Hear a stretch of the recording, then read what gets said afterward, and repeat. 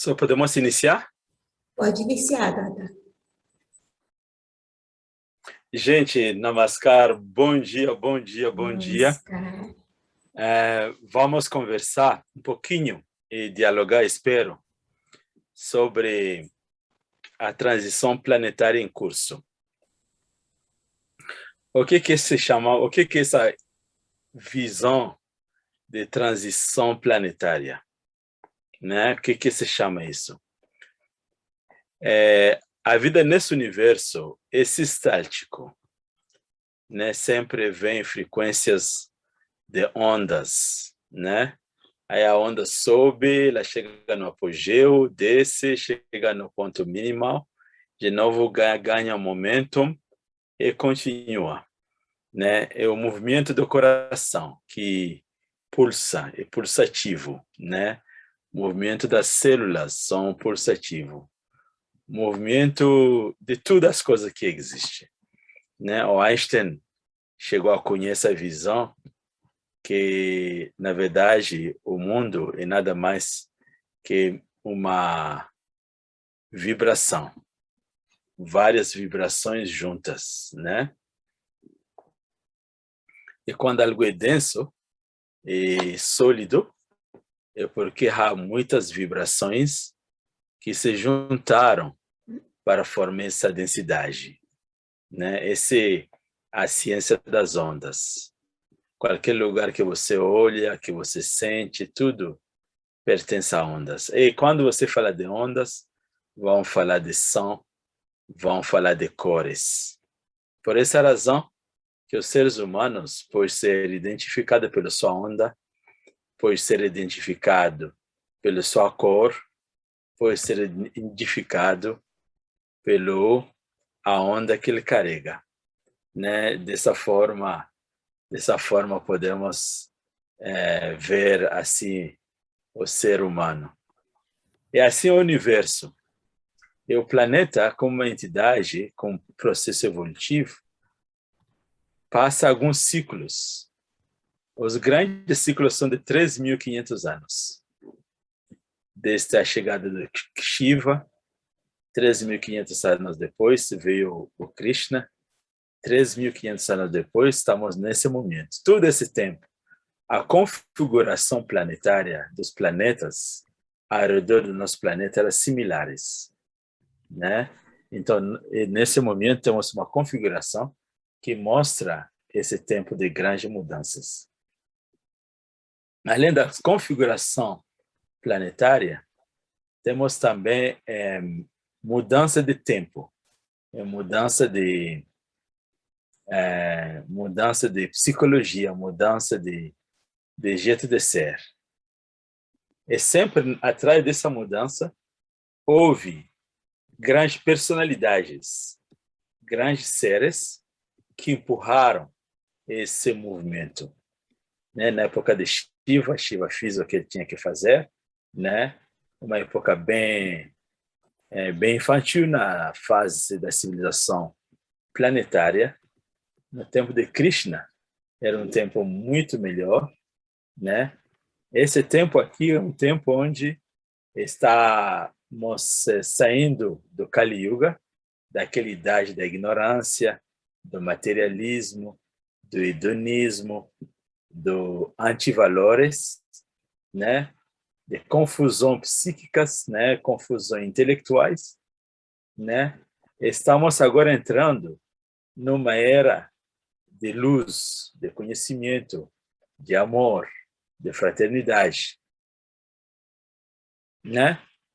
E quais são os elementos, então, que Shiva nos trouxe lá quando ele veio? Shiva trouxe a prática espiritual. A prática espiritual com um conjunto de conteúdo muito específicos para o desenvolvimento da mente humana. Com essa sua contribuição, Shiva conseguiu transformar seres humanos ordinários em seres humanos extraordinários, através da prática da meditação contemplativa. Quando Krishna vem, Krishna continua essa visão. A sociedade estava quase também confusa, várias diferenças, né? As práticas que o Shiva trouxe para facilitar o desenvolvimento da humanidade. O que aconteceu com essas práticas? Os humanos pegaram várias práticas para se desenvolver a si mesmo, para eles terem várias capacitações, se tornaram o que chamamos mago negro, não no sentido de gente ruins, mas alguns deles sim usaram essa força mental que Shiva proporcionou com suas práticas para impor a sua dominação dos demais e do mundo. Mas outros simplesmente ficaram nessa questão da mordomia, garantir o seu bem-estar. E a espiritualidade saiu do campo. Aí, nesse sentido, o Krishna volta com a conversa sobre espiritualidade de uma forma que ele mostra que a espiritualidade é essencialmente a conexão com o divino. Ele entra com a prática, ele é conhecido como o yogi, né? O mestre, o guru do Bhakti Yoga, da ciência do amor com o divino, da ciência da mente individual se relacionar com o divino com carinho, né? O Krishna traz esse elemento. Mas além dessa purificação, dessa limpeza que ele faz no campo da prática espiritual do Tantra, o Krishna traga também outro elemento, que o ser humano não vive só, ele vive com a sua comunidade. E que mais os humanos são unidos juntos, melhor vai ser a caminhada deles.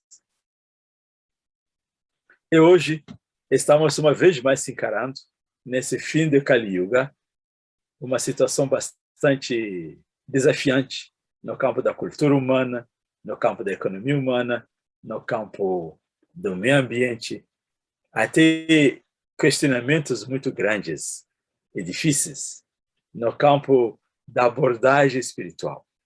Então, o mestre aparece também nesse tempo e deixa os elementos necessários para essa transformação, reorganiza a prática do Tantra, né?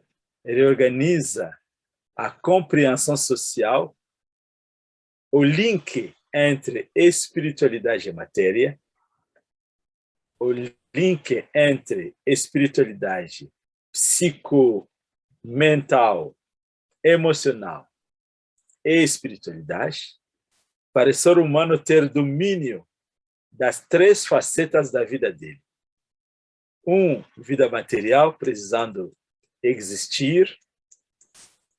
A outra, necessidades psíquicas, emocional, sentimental, afetivas, precisando ser aceito, mas ao mesmo tempo precisando ser ele mesmo ou ela mesma, dono do próprio nariz. E ao mesmo tempo, os espanhóis chamam anelo, essa chama interna do ser humano de correr atrás da paz, atrás da felicidade, uma felicidade que ele busca, uma felicidade sem fim, né? Essa coisa se cimenta nessa visão da espiritualidade, né? Então, já que entendemos esse movimento cíclico, já entendemos os grandes ciclos de 13.500 anos, já entendemos que a configuração planetária das estrelas do céu é bem similar, algumas estrelas específicas se configuram nesse momento para facilitar nessa transformação. E também o nascimento, alguma pessoa vai perguntar, dada, a questão é cíclica só? Sim, é cíclica sim, mas também necessita da presença de grandes personalidades, de grandes seres que impactam o movimento social, o movimento econômico, político e espiritual da humanidade com uma força específica para empurrar a humanidade numa outra direção. Aí, isso colocado, eu queria apresentar alguns pontos para sua consideração, né? Alguns pontos que consideramos chaves. O primeiro desse elemento é o que é mais importante para o ser humano. Qual é o tesouro, qual é a riqueza, qual é o patrimônio mais importante da humanidade. Nós vamos ver que a humanidade é uma espécie bastante avançada na fase da civilização, dentro do processo evolutivo. Ela se diferencia bastante do mundo das plantas, do mundo dos minerais e do mundo dos animais. Os minerais têm uma mente pouco desenvolvida. Apesar dos minerais também vibrarem de consciência suprema, da presença divina dentro de seu âmago, a mente delas é ainda num estado bastante rudimentar, amarrado. Se desenvolve um pouquinho na fase vegetal, onde agora as plantas começam a ter células e começam a atender algumas de suas necessidades básicas. Uma delas é a sobrevivência entre elas, onde elas se conectam e distribuem as sevas lá da terra para juntos se sustentarem. Mas ainda são vítimas da ação de seres mais avançados. Quando chega na vida animal, a vida animal se caracteriza essencialmente dessa luta ferrenha para a sobrevivência, para a autopreservação. Essa luta ferrenha para a autopreservação, ela acaba gerando uma mente que está mais direcionada à matéria que ao campo psicoespiritual. E aí acontece sempre uma situação de conflito para garantir essa existência material. Ela gera muitas lutas e brigas. Mas a felicidade do animal é quando ela consegue ter ondas agradáveis nos seus nervos. Basicamente, o animal psicamente corre atrás de seus prazeres sensoriais, né? Esse é o animal. Quando o ser humano aparece, o animal também desenvolve um pouquinho de cérebro límbico, além do cérebro reptiliano, que faz essa questão da sobrevivência. Ele desenvolve também o cérebro límbico, que ele agora gera sentimentalismo, sentimento de grupo, para garantir a existência, se junta com os demais. Mas quando o humano aparece, ele acumula tudo isso que o animal tem, mas ele tem uma coisa muito específica: neocórtex. Neocórtex dele que é a capacidade de pensar de forma abstrata, de raciocinar de forma abstrata, né? De criar movimentos analíticos, né? Esse ser humano não é mais movido somente para a busca da comida, para a busca de prazeres sensoriais. Não é só mais movido pelo ser aceito. Ele tem perguntas existenciais. Quem sou eu? De onde venho? Para onde que eu vou? Existe no coração dele uma atração muito grande ao infinito. Uma atração muito grande. Essa atração que o ser humano vai expressando na medida da sua própria compreensão. Às vezes, ele vai correr atrás de bens materiais, achando que mais dinheiro ele vai ter, mais feliz ele vai ser. Temos casos de muitos milionários infelizes. Ele vai correr atrás de conhecimento, achando que mais conhecimento vai ter, mais perto de Deus ele vai ser. quem tentou adquirir conhecimento sabe muito bem que mais você tem, menos você acha que você tem, e mais pensa que vai precisar. Porque o conhecimento é sempre uma pequena centelha do grande conhecimento do cosmos. E o apaziguamento dessa busca somente se encontra no campo espiritual, onde o amor do coração humano vibra e se expande ao cosmos inteiro, abraçando todas as espécies, todos os seres vivos, inclusive plantas, animais e minerais. Onde começa o coração humano, começa a ver que quem está na minha frente é também meu irmão, é minha irmã, é minha família, é meu. E às vezes a mente se desenvolve a um ponto onde ela sente, esse outro sou eu mesmo. Essa característica, né, do ser humano, né, traga a riqueza mais importante dele, esse amor inato que ele tem por ela mesma, por Deus, e que ele expande a todos. Esse é o primeiro elemento que eu queria trazer nessa transição planetária. O elemento mais importante de todos. E, portanto, a preservação desse amor irrestrito para todos se torna a tarefa principal da humanidade. O Sarkar Prabhatranjan Sarkar, que é meu professor de Tantra, que é meu professor desse campo de pensamentos, né? Conheci ele bem novo, era criança, não criança, mas acabava de estudar um pouquinho da faculdade, mas bem jovem. E ele nos apresenta o neo-humanismo. E o neo-humanismo exatamente trata dessa questão que acabei de falar.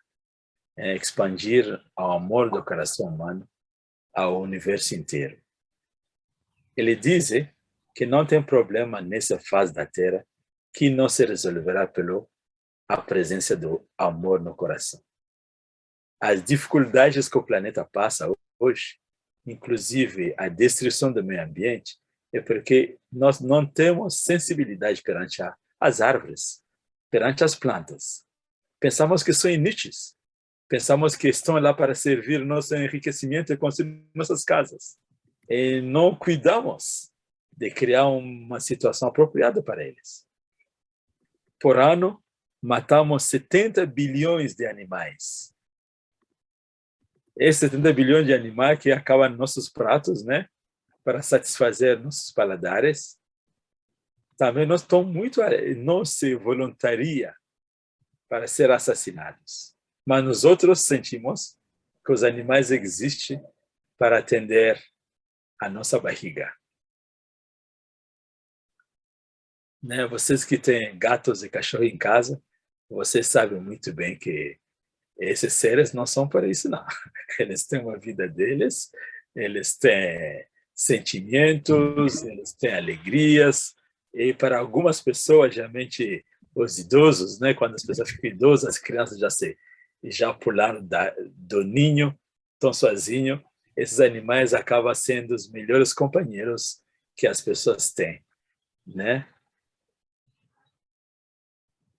Então, essa falta de compreensão, esse nosso intelecto que não compreende que esses animais também têm direito à vida, é ainda um problema na face da Terra. O inglês, Bernard Shaw, diz uma vez que até que os seres humanos vão assassinar tantas cabeças de animal, tanta cabeça de animal para sua alimentação, a civilização planetária, os humanos não terão paz entre eles. É como se fosse uma coisa de karma, uma coisa de reação. Então, o ingrediente mais importante da humanidade é esse amor que temos que proteger totalmente contra sentimento de família, a minha família, a sua família, de bairro, nós, Rio Grande do Sul, nós, os outros gaúchos, são mais importantes que os nordestinos, né?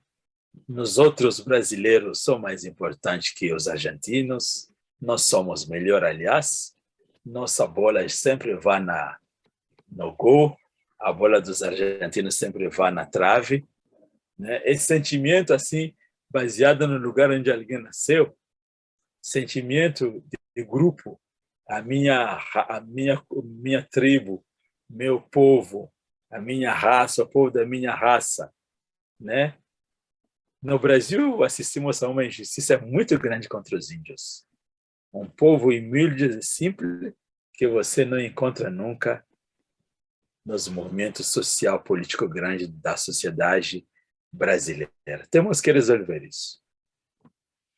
Os negros que vieram para cá. Dada, uma pergunta assim, uma pergunta não, estimular um pouquinho. Nesse sentido, patriotismo é uma coisa totalmente negativa, né? O patriotismo nasce exatamente nesse sentimento de nação. Quando o patriotismo nasce com amor a seu povo, mas sem rejeição aos outros povos, sem maltrato aos outros povos, ele se torna um instrumento de desenvolvimento, né? Mas quando esse patriotismo, como um país que diz que eles são número um, e como são número um, tem direito a se impor acima dos outros países, e aí cria suas crianças para servir nas suas marinhas, nos seus exércitos, para ir atacar e maltratar os outros povos. E essa visão, ela leva o patriotismo, o nacionalismo, a um nível de internacionalismo, onde um país específico quer explorar os outros países para seu próprio bem. Então, no nacionalismo, coloca nações a brigar um contra o outro, quando poder ter uma cooperação, né? E no internacionalismo, tem países mais poderosos que acabam se impondo acima de países menos poderosos. Hoje em dia, alguns intelectuais cantam a glória da China, cantam a glória dos Estados Unidos, os outros cantam a glória da União Europeia e da Rússia.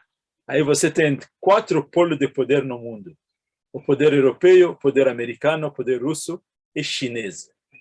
E com esses 4, esses vão ser o chefe, com os capos, né? Os capos e os outros países governantes vão ter que se alinhar com esses aí, né? E isso não vai garantir paz.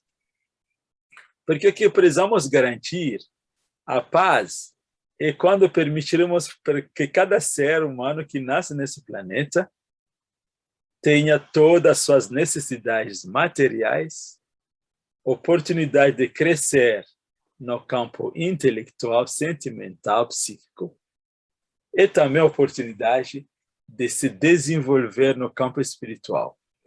Então, em vez de patriotismo, o Prout, né, do Prabhat Ranjan Sarkar, fala de descentralização econômica, onde regiões similares culturalmente e disposição econômica, riquezas econômicas, subsolo, águas, flora e fauna, são colocando juntas para eles desenvolver o mais rápido possível suas economias.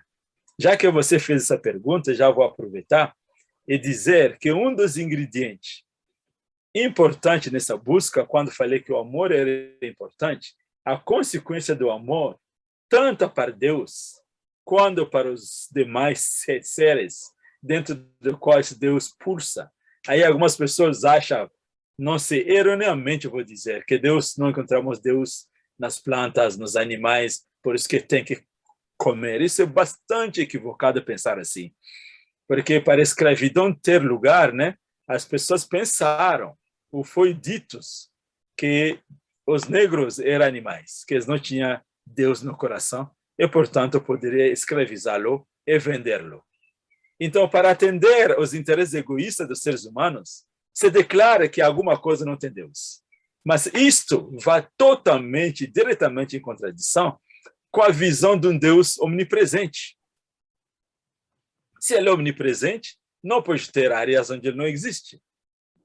E, portanto, a crença em Deus vai ter que exigir essa omnipresença. A física quântica saiu desse âmbito de crença e comprovou cientificamente a não localidade de Deus, a não localização de Deus, que Deus é localizado em tudo. Então, esse elemento vai ter que levar ao que nós chamamos universalismo. O universo inteiro é nossa casa. Deus é nosso Pai. E a Pachamama, como as pessoas falam aqui, mas nesse caso fala da Terra, mas nós vamos dizer que a força da criação, a natureza, é a nossa mãe. Né? Nossos corpos são compostos dos mesmos elementos que encontramos na natureza. Né? Os 5 elementos. Os elementos aéreo, luminoso, etéreo, líquidos e sólidos. Vários minerais compõem nosso corpo. Quando faltam os minerais no nosso corpo, nós adoecemos. Claramente, nosso corpo é plugado ao cosmos, né? Então, universalismo. O universalismo elimina essa visão limitada de Estado-nação, que gera bastante guerras, né? Que cria bastante desequilíbrio no planeta Terra, né? A Primeira Guerra Mundial, a Segunda Guerra Mundial, e se temos uma Terceira Guerra Mundial, vai ser baseado nessa visão errônea de Estado-nação, onde o povo maltrata o outro, mata o outro, escraviza o outro, cria uma energia muito densa na face da Terra inteira. Isso nunca mais pode chegar a acontecer, né? Por isso, esse amor leva a devoção, amor por Deus, de um lado, eleva ao amor pela criação do outro lado, o universalismo. E nesse sentido, então, do universalismo, um dos pré-requisitos dessa transição planetária é trabalharmos para criar um governo mundial. Isso vai chocar o brasileiro, porque se falou muito do governo mundial sendo tratado ou construído pelo, como chama eles, né? Os poderosos querendo se impor acima de todo mundo, querendo criar um governo mundial. Pode ser que alguém tenha ambições assim, a ambição de dominar o mundo e sentar acima de todo mundo, que já que a busca de poder não tem fim, né? Pode ter alguém também que queira ter poder acima do universo inteiro. Mas quando nós falamos do governo mundial, nós estamos falando aqui de um sistema de confederação dos Estados-nações. Confederação. Onde vamos ter uma única Constituição que, no máximo possível, vai vibrar os princípios cardinais da humanidade, os valores éticos universais. Por exemplo, o direito à vida, o direito à educação, o direito à moradia, o direito à saúde, o direito ao vestimento.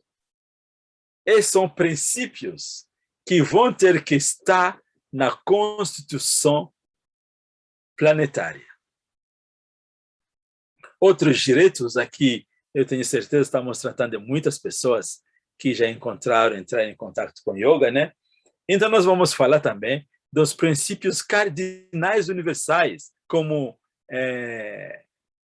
que no yoga chamamos Yama e Niyama. Se alguém não conhece, por favor, eu posso explicar o que são Yama e Niyama, só para fazer um resumo bem rápido e simples.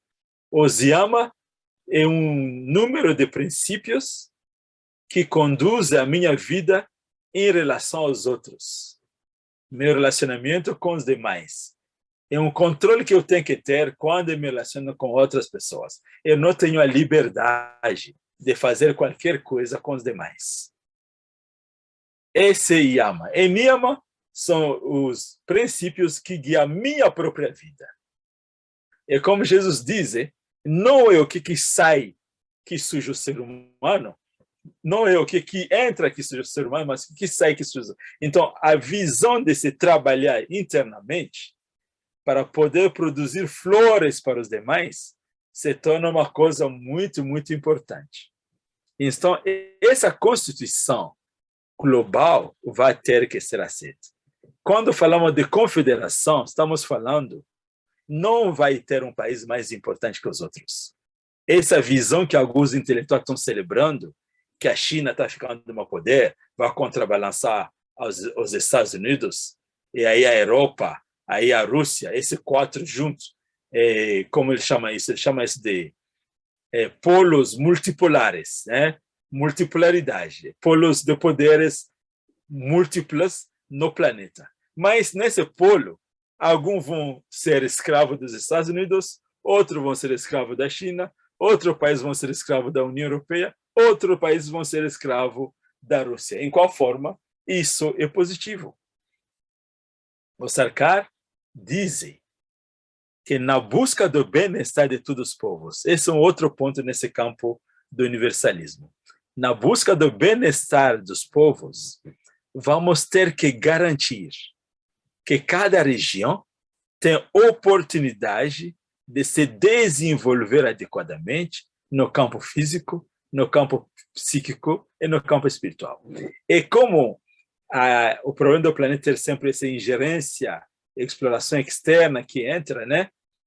A essa proteção exatamente econômica. Ele demonstra que quando dois países, duas regiões contíguas, uma do lado da outra, entram em contato, a chance é muito grande que a região mais desenvolvida torne a região menos desenvolvida em sua satélite. E quando uma região é satélite da outra, o que acontece? Essa aqui se torna, a satélite, se torna fonte de matéria-prima para as indústrias da metrópole. E ela se torna também mercado dos produtos finitos daqui. E os recursos econômicos começam a fluir do país menos desenvolvido ao país mais desenvolvido, assim carimbando o estado de dominação econômica. E se por acaso o país mais desenvolvido tem uma cultura mais agressiva, como você encontra todas as TV falando inglês, tudo coisa falando cultura europeia, cultura americana, hoje em dia, né, a chance é grande que a cultura local desse país menos desenvolvida também vai ser engolida. Aí não só vai ser dominado economicamente, mas também vai ser dominado culturalmente. E quando isso acontece, o povo do país menos desenvolvido desenvolve o complexo de inferioridade, o povo do país mais desenvolvido desenvolve o complexo de superioridade, e isso gera a situação que observamos nos últimos muitos anos nesse planeta Terra. Vamos falar 80, 90, 100 anos aqui, né? No planeta Terra. Então, tem que garantir espaços de crescimento, inclusive das regiões menos desenvolvidas. Por exemplo, no Brasil, vamos falar, o estado de São Paulo, perto do estado do Pará, a chance é grande que o estado de São Paulo vai dominar o povo do Pará, economicamente. Vão explorar, vão se apossar das coisas lá. Né? O sudeste brasileiro acaba dominando naturalmente o processo econômico do Brasil inteiro, inclusive o povo do Sudeste você encontra espalhado aí, responsável de das coisas boas, né, de desenvolvimento boa do país, mas também é responsável do desmatamento no Norte e no Nordeste.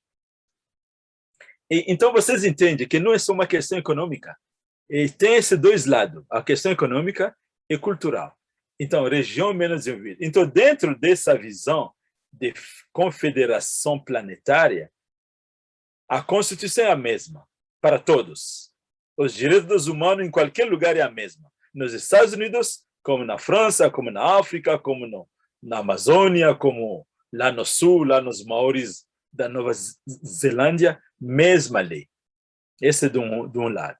Do outro lado, além dessa, para garantir que isso vai ser respeitado, um exército planetário. Alguém vai perguntar, mas por que vai precisar do exército? Exatamente, porque os poderosos de cada país nunca querem abrir mão do seu poder. Inclusive os pequenos países lá na África, aqui na América do Sul, os caras são bem se enriquecendo acima dos outros. Ontem mesmo, hoje de manhã, alguém me mandou um vídeo, um cara fez uma campanha contra o Congresso brasileiro. Eu não vou entrar na discussão dele, mas eu fiquei espantado, sem querer, porque o cara está falando que os congressistas têm direito a R$30 mil por ano de bolsa de saúde. Essa bolsa de saúde é para eles mesmos, para suas filhas, para seus pais, sua mãe, para seus enteados, suas tias, não sei se isso é verdade. E quando que eu sei que tem um monte de gente que não tem um mínimo de nada, né? Então, essa gente, numa confederação global, vão ser como os deputados da Dinamarca, da Suécia. Anda de bicicleta, anda de pé, e ganha o salário que eles merecem. Não tanto assim como essa gente aqui são príncipes da época feudal. E entendemos, então, portanto, porque eles lutam tanto para manter seu poder. Então, a era, né, de Kali Yuga está se acabando. Quando ela começou? Já faz muito tempo que está assim e... Faz muitos anos. Ela vive milhares de anos. Então, né? E aí, para ela acontecer, precisa, além das posições planetárias, aí, estelar, precisa então, dessa onda para a espiritualidade, é isso? Então são ciclos, né? Então, Kali Yuga demorou muitos anos, e recentemente, nos anos 80, final dos anos 80, Prabhat Sarkar estava nos dizendo que estamos nos aproximando da nova era. Geralmente são 4 eras, né? A era do Kali Yuga, que é essa era da ignorância, do materialismo, do hedonismo, de antivalores. Essa última, quando ela sai, entra a era dourada, né? Satya Yuga, né? Satya Yuga, que é a era da ética, a era da espiritualidade, a era da fraternidade, né? De valores éticos, né? Aí depois dessa era dourada vem a era da prata. A era da prata, onde ainda tem valores, onde ainda tem ética, mas começa a se modificar um pouquinho. Na era de bronze, né? Aí vem essa era onde também tem esses valores ainda, mas se modificaram bastante. E Kali Yuga é essa era onde a modificação é total confusão. Então, final dos 80, né, 86, alguma coisa assim, vai falando que estamos nos aproximando da nova era. Nos anos 88 e 89, Prabhat Sarkar estava falando que cruzamos os portais da nova era. Cruzamos os portais. Então, na verdade, desse tempo, dos anos 89, até mais ou menos 2030, é um tempo muito grande de mudanças fortes. Né? O que estamos vivendo no planeta hoje com o Covid faz parte disso. Né? O Covid forçou a humanidade a voltar dentro. Fique em casa, fique em casa, fique em casa. Não vamos falar como que Covid nasceu, quem criou, quem não criou, natural. Isso não nos interessa. O que nos interessa é o efeito dele. O efeito é exatamente autocuidado, reconhecimento dos demais, né? Não é só Covid, a crise econômica que está se apontando, e várias crises que vão nascer até os anos 2030, 35. A partir de 2035 até 2050, 60 máximo, né? O planeta Terra vai começar a se regenerar, e vai adotar esses valores que estamos falando aqui. O valor do amor universal, a visão da construção de um governo planetário, vai ser tão importante porque o planeta Terra vai se abrir, vai começar cada vez mais a ter possibilidade de dialogar com outras civilizações fora do planeta Terra. Aquela visão que um cidadão que estava conversando com a filha, né, abaixo da lua, a filha pergunta: pai, existe gente nessas estrelas aí? Existem outros seres nessas estrelas? Aí o cidadão diz assim: filho, seria um desperdício de espaço se não existisse, né?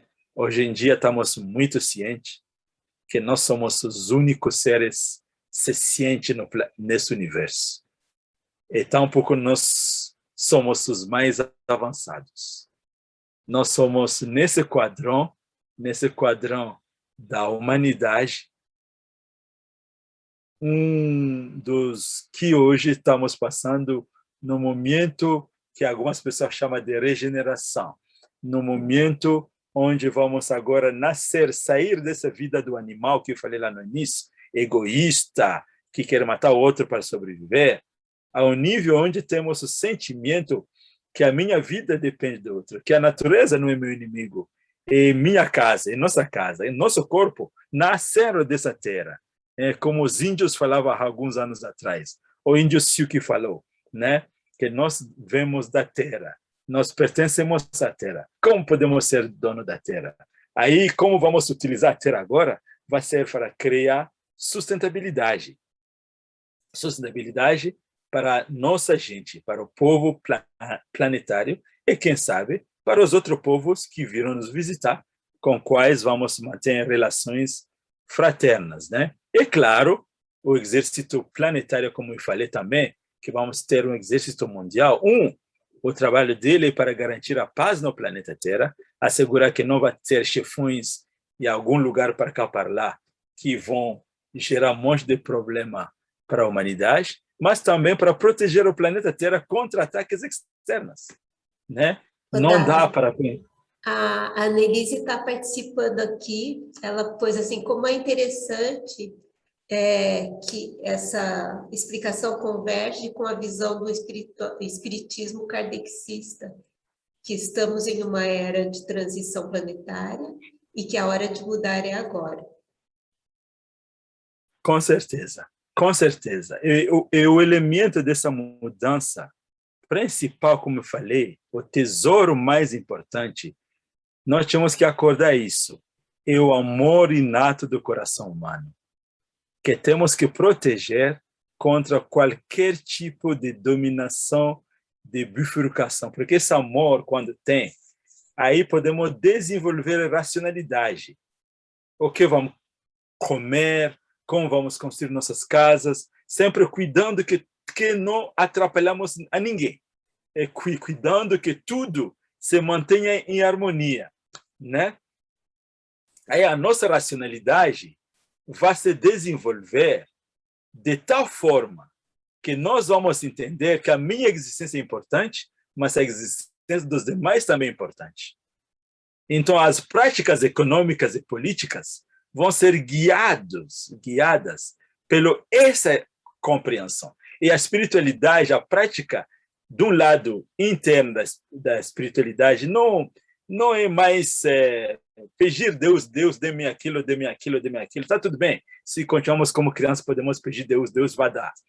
Mas o crescimento do ser humano, se conectar com o divino, de forma a sentir o divino cada vez mais no coração, né, vai se tornar também um elemento muito importante. E, consequentemente, o serviço, o cuidado dos demais também vai ser Então, o elemento de evolução planetária são esses: amor grande a Deus e a si próprio, e a grande lei da natureza que Jesus colocou, amar Deus, a Bíblia, aliás, né? Amar Deus com todo o seu coração, amar outro como você mesmo.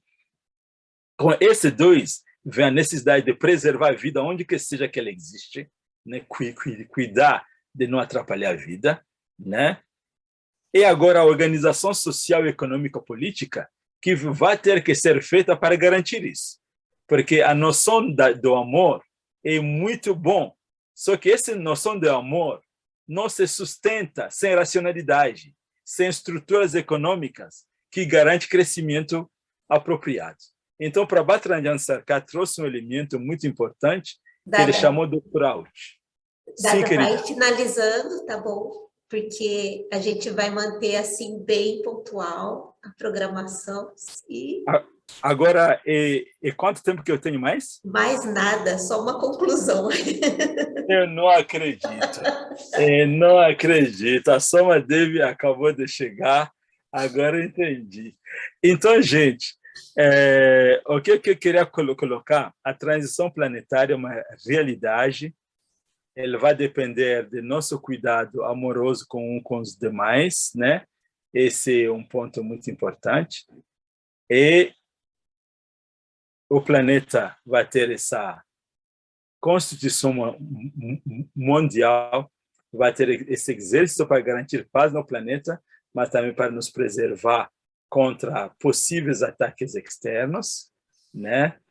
E, além disso, né, agora é a praxe, né, dessa interação entre espiritualidade e sociedade, a cultura, a arte, essas coisas todas vão ser consequência desse carinho do coração humano.